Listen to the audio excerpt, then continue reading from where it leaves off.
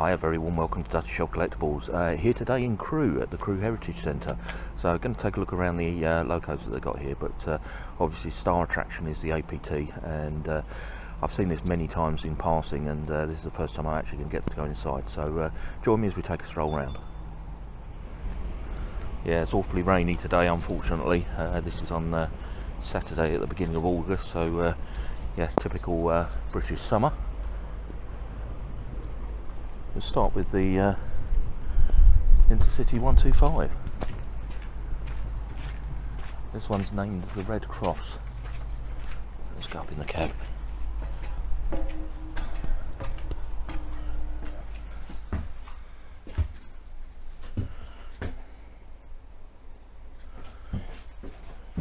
think it's the first time I've been in a cab of a 125 as well, so yeah, very basic. I don't know what I expected really. Obviously a couple of levers and dials to indicate your speed. Interesting speed there, look, maxes out at 150. And your brake pressure.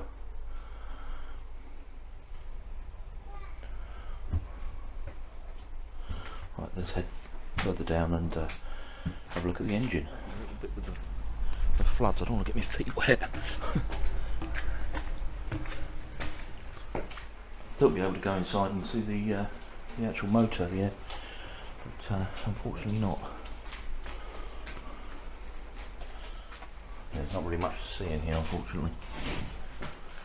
Interesting to see how much of this is all timber or wood. Don't know whether that's original or not. And obviously this partition wall that's been put in, this is wood as well. Yeah, wouldn't know if that's original or not. And before I go out in the rain, I'll just take a picture over here of the shunting engine. Guessing we call that a Sentinel. Might be wrong. Obviously the main line going past in the background there.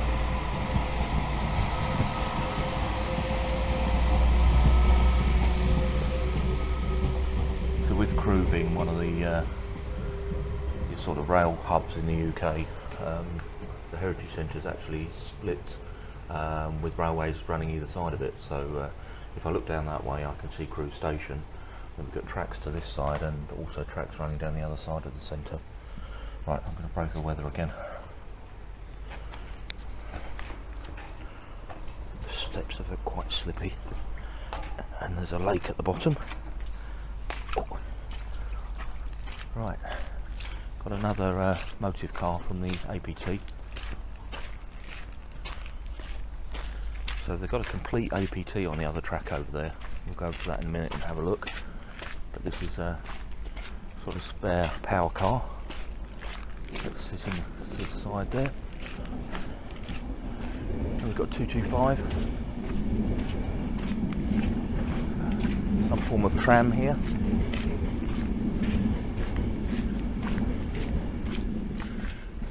And I don't know what that is at the end. The class 3 shunter at the end here, and that's the other end of the 225, just over there, a signal box. Let's cross over the rails. I'm assuming we can go through here. Re-railing equipment. Walk down to the signal box.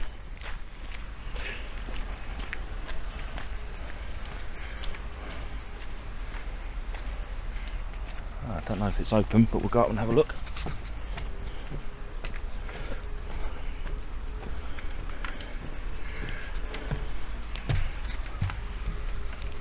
No, I can't get inside, but I can certainly show you through the window.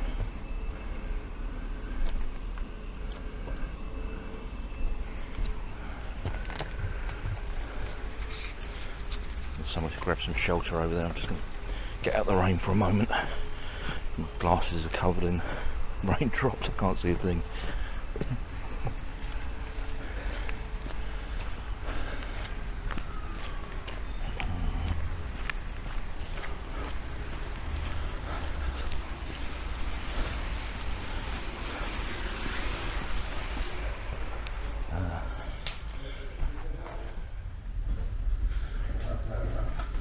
Yeah, the chap in, I'm only a trainee, the chap in charge.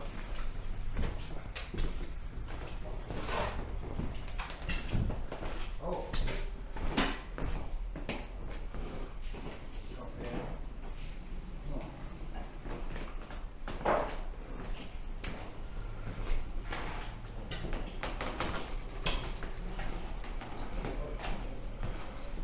This is the Exeter West signal box. So many levers in here. Let's head back downstairs. Yeah, just talking to the gentleman there who's telling me all about the signalling. It's very interesting.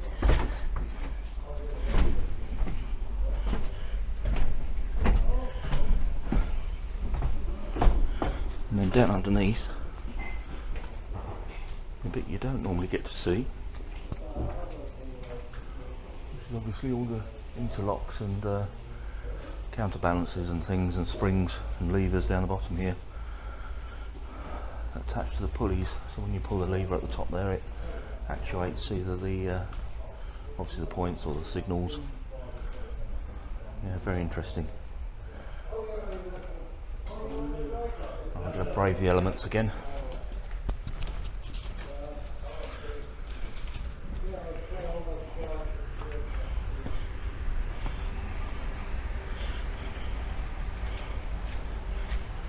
A little bit of information here that the signal box is originally built, as I say, on the Great Western Railway in 1913. You can see here 1985 being dismantled and then rebuilt here at the Heritage Centre in 1992. And that's quite a large box indeed.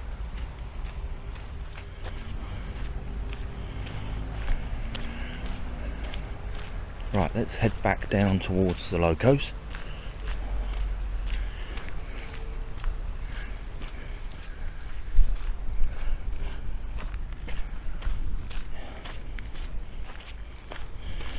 I can't work out what this diesel is. It might be. Oh, I'm not even going to guess. I'm not going to guess. I don't know my diesels that well.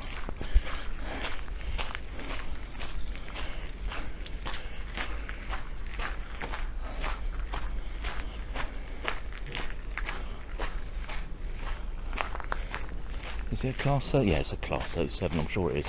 Yes, it is. Yeah.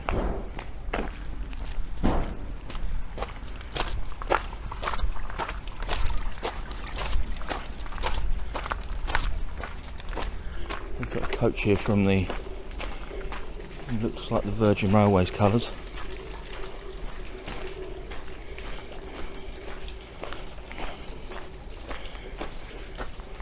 I've picked a route that's really flooded.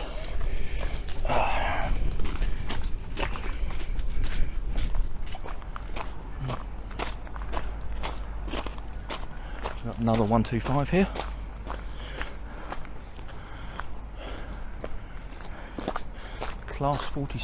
Class 43 high-speed train, HST. Obviously, all taken out of service now, but and I hope you agree. This iconic livery, fantastic.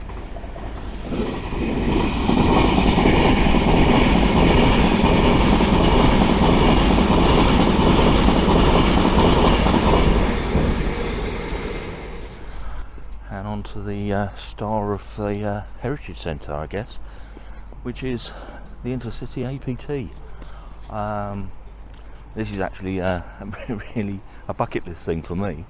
I've driven up and looked at the engine many times, working in the area. Sadly, this Heritage Centre is not open all the time, so although I've seen this many times, I've never actually been on it. And apart from the prototype in the National Railway Museum, I believe that this is the only one in existence. There was only 2 or 3 of them made. There wasn't many anyway before it was scrapped. But this for me is just epitomises my childhood with the Hornby railways and also rail riders, as I've mentioned before. This was their sort of the star And you know, I mean, we know the Hornby models came out before this even turned a wheel on a rail, but let's go inside and have a look. Really been looking forward to this.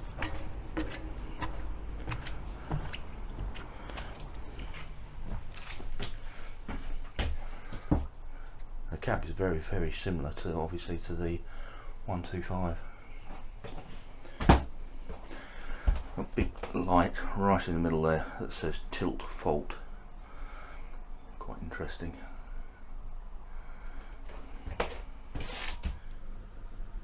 So this is APT driving cab number 37003. It was built in Derby in 1978, and it saw testing service during the early 80s, and then passenger service from 83 to 85, and then 85 through to 87 when it was used for testing purposes again on the West Coast main line. They're saying this is all original fixtures.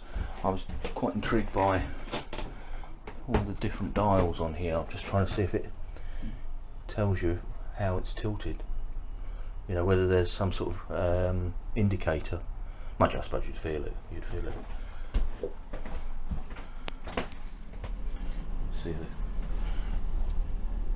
modern variant passing on the main line.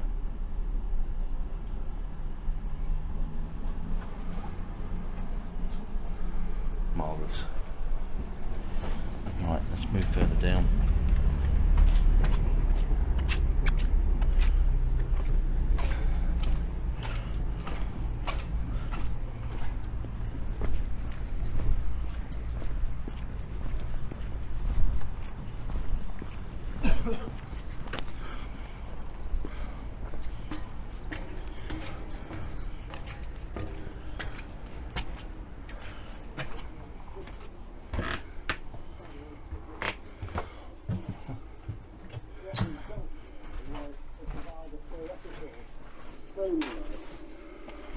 To enable the designer to design these suspensions in the context of the play, rather than by using ad hoc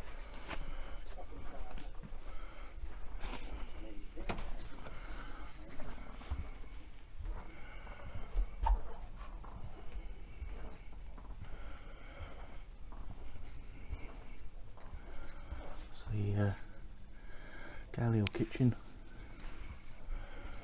and this fella scared the life out of me as I walked around the corner.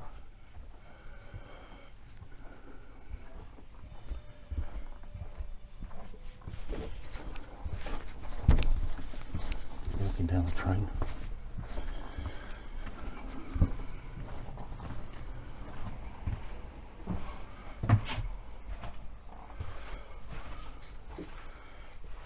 Much more upper class seating. This must be first class. Yes, indeed.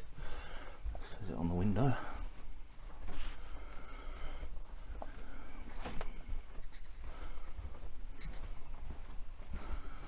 And right the way down to the centre power car.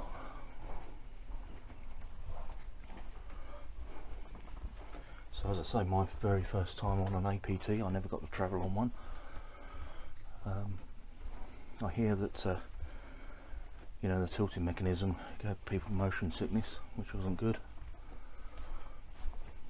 and unfortunately, with it being a government project, unfortunately it was canned or stopped,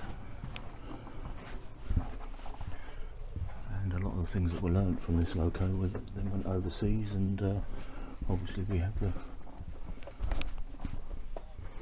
trains that do tilt now.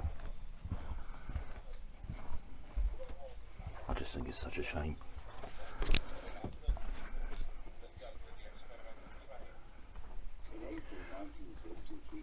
Makes me wonder whether it would have become so iconic if there was some, you know, lots of these built. Toilet? Let's sit down this way.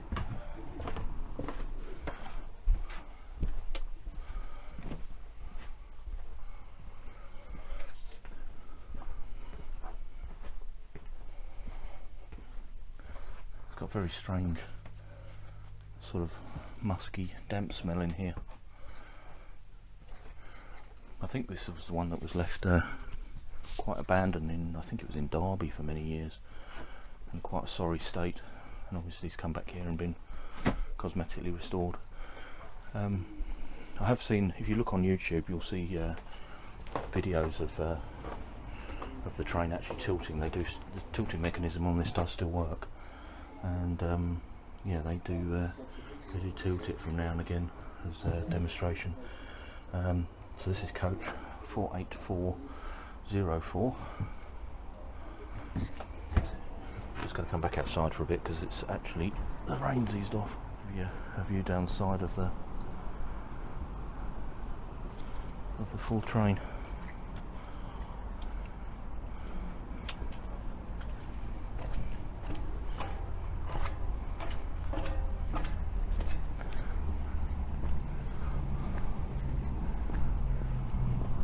Well, there you go, I've certainly achieved something that I've wanted to do for a long time today.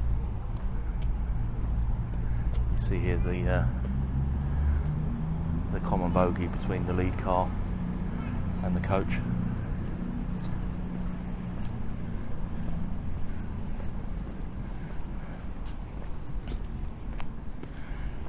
And same again here.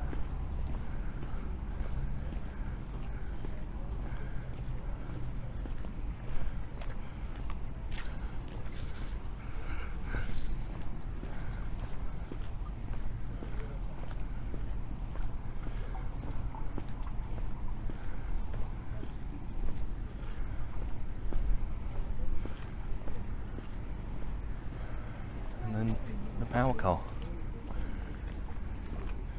Look at the drive shaft down there. Huge drive shaft and a universal joint before it's going into the transmission.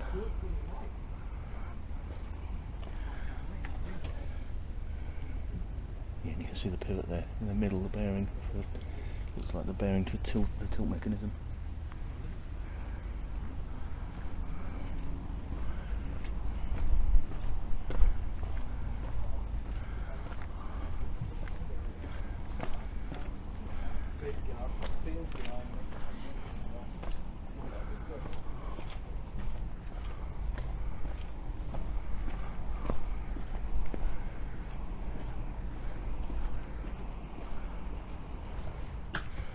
Front section of the train.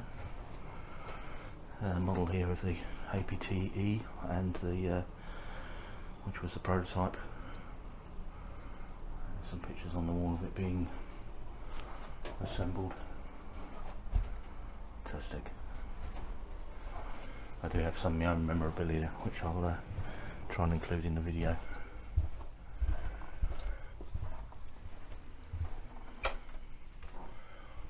Huge model here. How wonderful is that?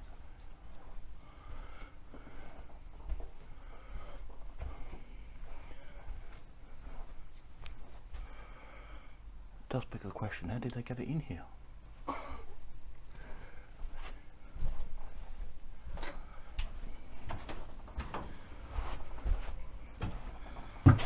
This front car feels is actually tilted. It is definitely leaning to one side. Huh. Obviously you can't see it on the camera, but if I give some indication, if I hold the camera, that's roughly level. You can see it just tilted to one side.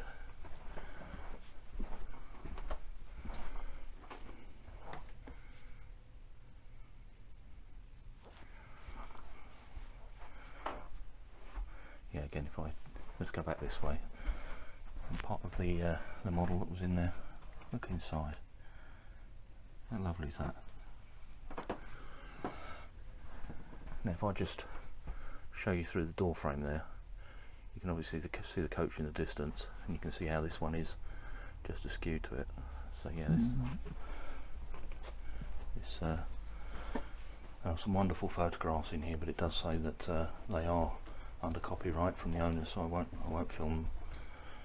But there's pictures of the train coming into preservation, obviously out on the track when it did its speed test. Wonderful. I'll so glad one of these is preserved. In some respects it'd be nice to see it get indoors, undercover. Again, you can see that lead car's just tipping to the right.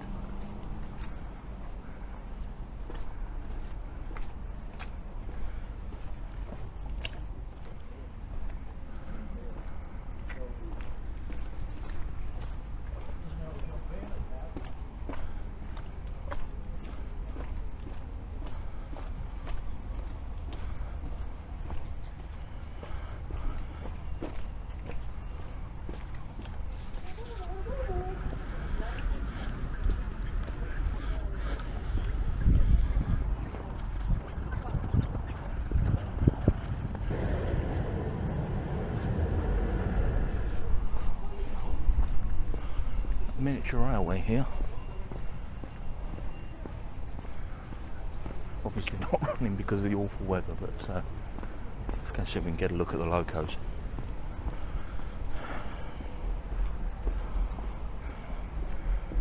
Let's have a look at the APT from back here.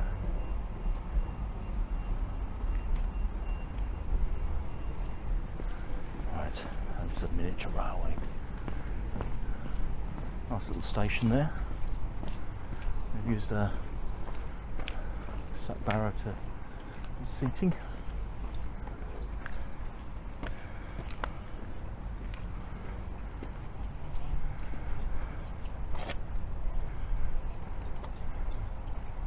Yeah, I'm not going to get a look at the engines, but they've got a diesel outline and there's a steam engine in there. Right, and then into the main centre.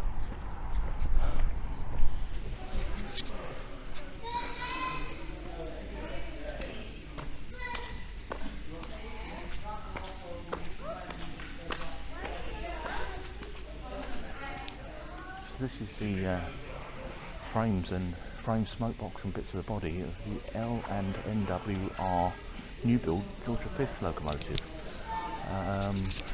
I'll just show you on the leaflet here. You can see the loco, and essentially this is where they got to with it.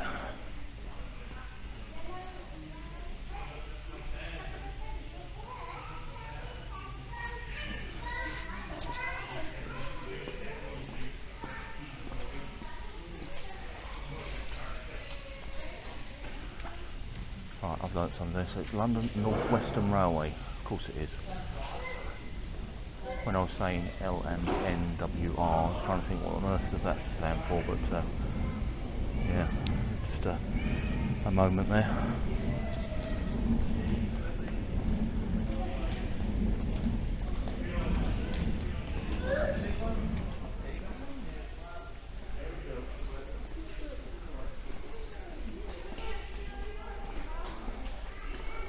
This is the Robert Burns loco.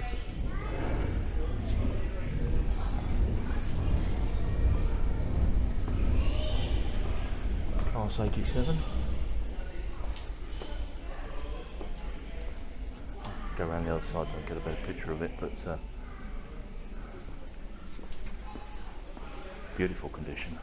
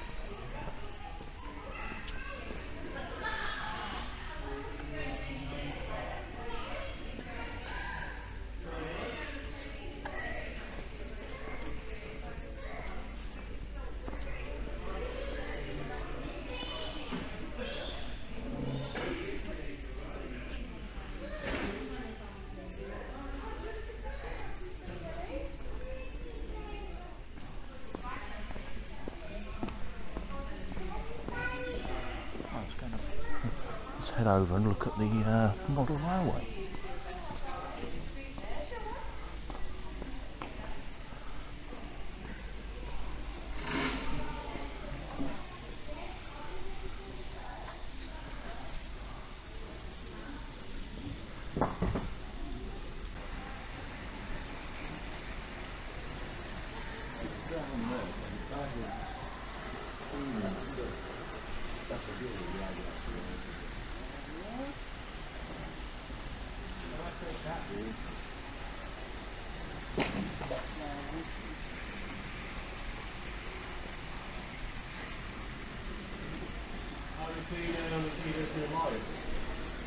Yeah, What do you think of it? nice model, but don't really interest me. I happen to want to be like an early engine. You know, an engine before all the others. Yeah, With the idea that it's one like a draft Stewart or something. But honestly, I'd much rather use a Bellison.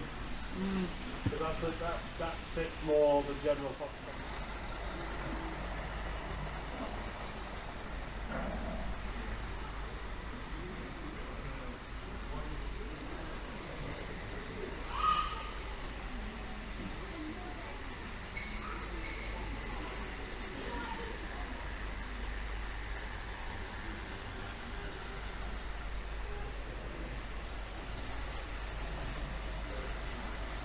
What I do have is when I get the ramble fully assembled, I'm not trying to get a block of styrofoam, but actually tuck it so I can carry it like a proper set.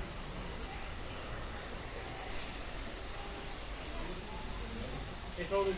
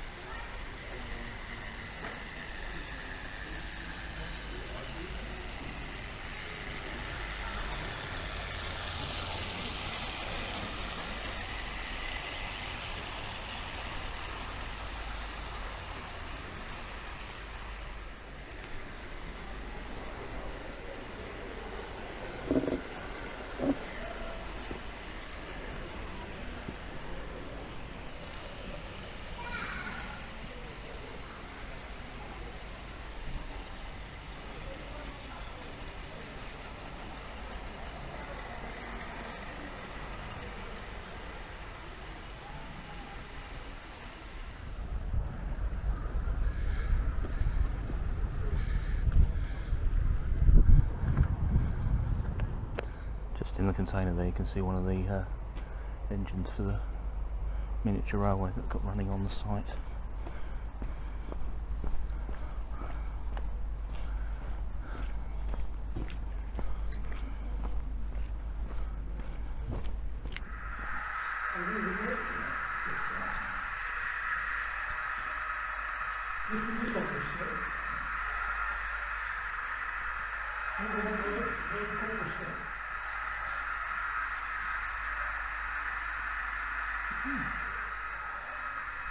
This is the National Model Railway Association, British region. This fantastic American outline layout.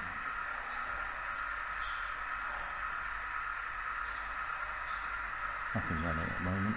I think I'll try and fix the problem at the other end.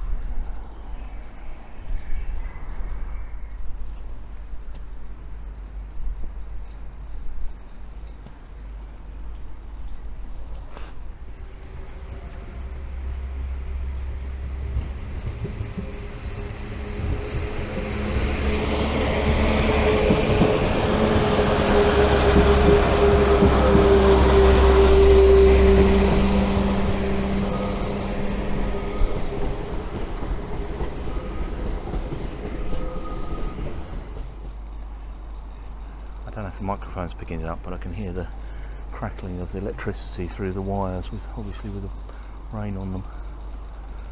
This is Crewe station. You see all the lines going in. That's quite a major artery.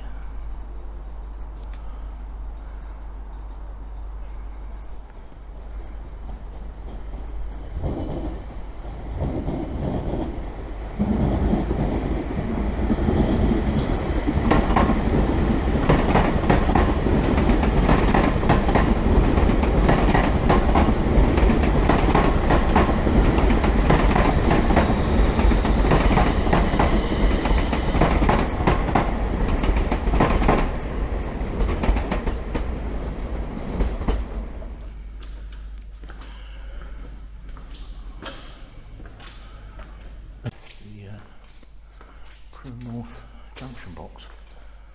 So unlike the signal box that we saw earlier, we see lots of little levers this time. As you saw as we walked through, the relays downstairs. It's all electrified.